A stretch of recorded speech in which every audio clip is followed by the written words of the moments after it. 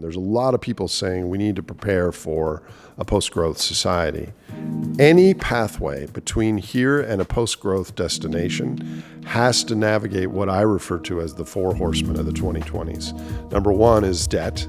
So we have this giant overhang, truly a musical chair situation of what people think they own and what our underlying infrastructure and natural resource balance sheet will support. And there's a haircut that has to happen.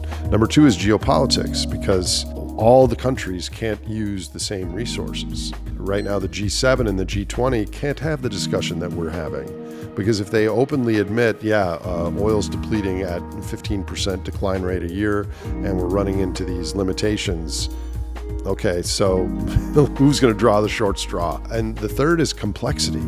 We've built this system with more and more globalization, and there's just this assumption that whatever we want, we can order at the cheapest place internationally because of cheap energy, cheap liquid fuels, and cheap credit. It'll be here tomorrow, and I'll be able to afford it.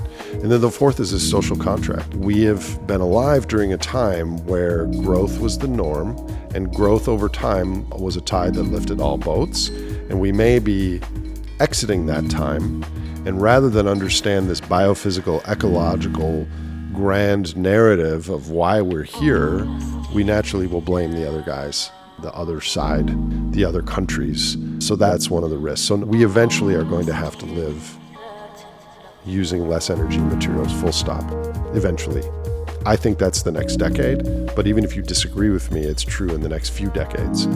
The speed bump between here and there is all these financial claims and the supporting of our currencies that might be tripped up.